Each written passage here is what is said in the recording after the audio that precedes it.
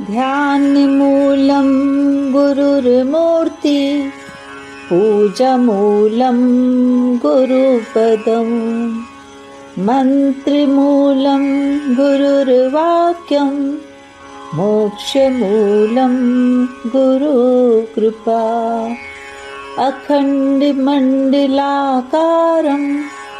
व्याप्तयेन चराचरं तत्पदं दर्शितम् एव तस्मै श्री गुरुवे नमः। तस्मै श्री गुरुवे नमः। इस मधुर स्तुति के साथ मैं निर्मला चौहान गुरु पूर्णिमा के इस पावन पर्व पर आप सभी का हार्दिक अभिनंदन करती हूँ। आप हमारे साथ वीडियो के अंत तक जरूर बने रहिएगा, क्योंकि आज के इस वीडियो में हम कुछ विशेष बिंदुओं पर चर्चा करने वाले हैं। सबसे पहले हम बात करने वाले हैं कि गुरु पूर्णिमा कब, क्यों और कैसे मनाई जाती है। गुरु और शिष्य ये शब्द कैसे बने हैं, इनका मूल अर्थ क्या है, शिक्षक और गुरु में क्या अंतर है, तथा आप सुनेंगे सूफी संत हसन के जीवन की एक बहुत ही रोचक और प्रेरणादायक घटना। तथा अंत में हम सबसे खास विषय पर बात करने वाले हैं कि सच्चे गुरु की पहचान कैसे करें।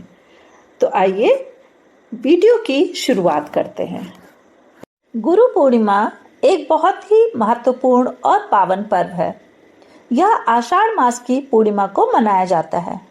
ऐसा माना जाता है कि इसी दिन महर्षि वेदव्यास की जयंती भी होती है, जिन्होंने महाभारत जैसे महाकाव्य की रचना की। महाभारत जैसा महाकाव्य न पूरे विश्व में कभी था और न कभी होगा। इसी दिन भगवान बुद्ध ने अपना पहला उपदेश भी दिया था। गुरु और शिष्य का यह संबंध आज का नहीं, बल्कि राजाओं के सामने से चला आ रहा है। कौरवों और पांडवों ने गुरु द्रोणाचार्य से शिक्षा प्राप्त की थी। वहीं राजा दशरथ ने अपने चारों पुत्रों को शिक्षित करने के लिए ऋषि वशिष्ठ को सौंप दिया था। इस दिन शिष्य अपने गुरुओं का आभार प्रकट करने के लिए पूरे आदर और सम्मान के साथ गुरु के चरणों में अपने श्रद्धा सुमन अर्पित करते हैं और अपने गुरु का आशीर्वाद लेते हैं। यह दिन गुरु और शिष्य के पवित्र संबंध को और भी मजबूत करता है। संस्कृत में एक शब्द है गरिष्ठ, जिसका अर्थ है भारी, विशाल, महान। गुरु शब्द गरिष्ठ से ही बना है। गु का अर्थ है गोपनीय, गुह्य अर्थात अंधकार। रु का अर्थ है अग्नि अर्थात प्रकाश। इसलिए कहा जाता है कि गुरु का अर्थ होता है जो हमें अंधकार से प्रकाश की ओर ले जाए।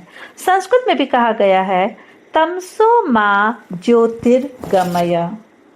शिष्य शब्द शेष से बना है, अर्थात जिसके अंदर कुछ भी शेष न बचा हो, जो पूरी तरह से रिक्त हो गया हो, खाली हो गया हो, वह शिष्य होता है। शिष्य का एक और अर्थ होता है शिष्ट, अर्थात शिष्टाचार।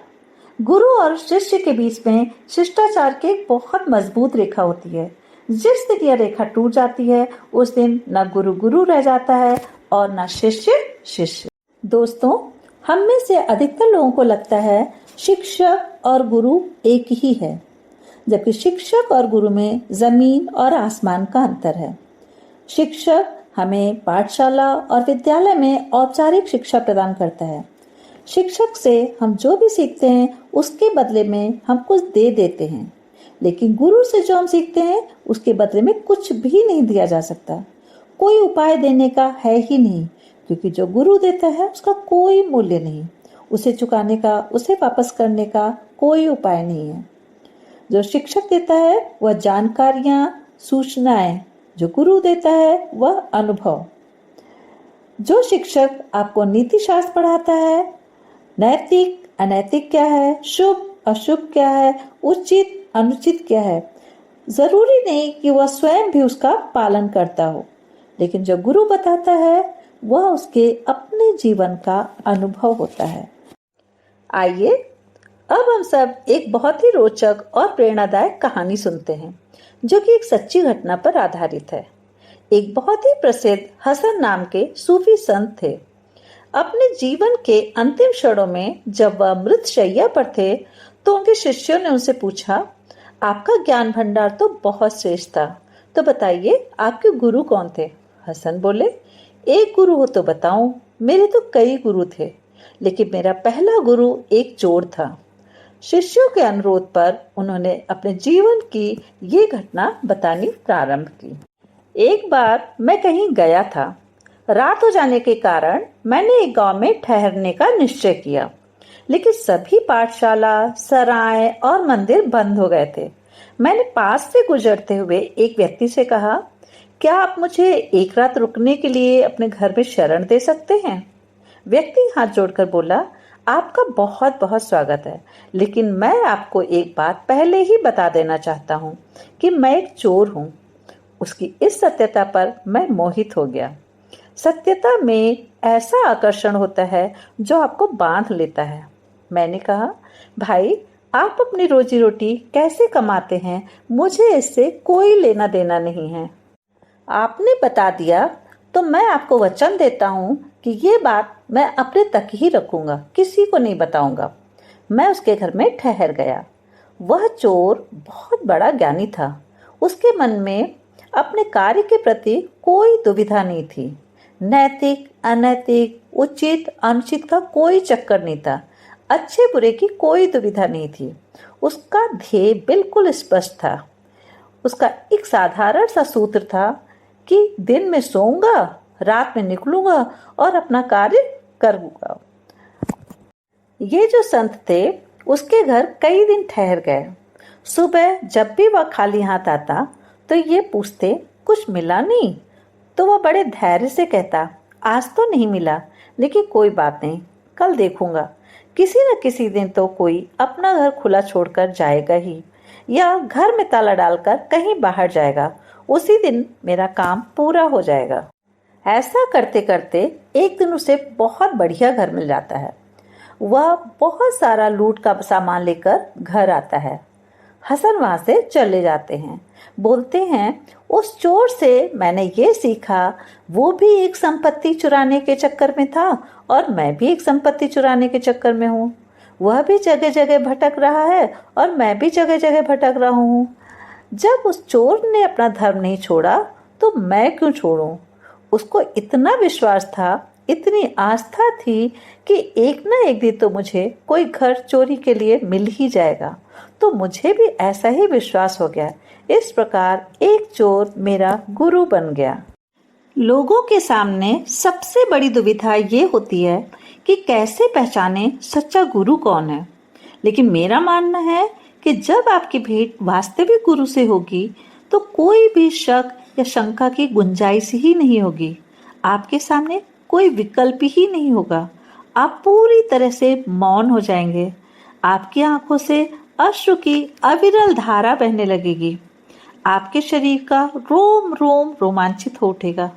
गुरु का एक शब्द और तुम्हारे अंदर ओंकार की ऐसी ध्वनि गूंजने लगेगी जो तुमने कभी नहीं जानी थी। तुम्हारा हृदय स्वतः जान लेगा, और हृदय की पहचान ही एकमात्र पहचान है। बस एक बात पहले ही समझ लेना कि गुरु कुछ देता नहीं है, वह सिर्फ अपने शिष्य को रिक्त कर देता है, क्योंकि पूर्ण होने के लिए रिक्त होना आवश्यक है।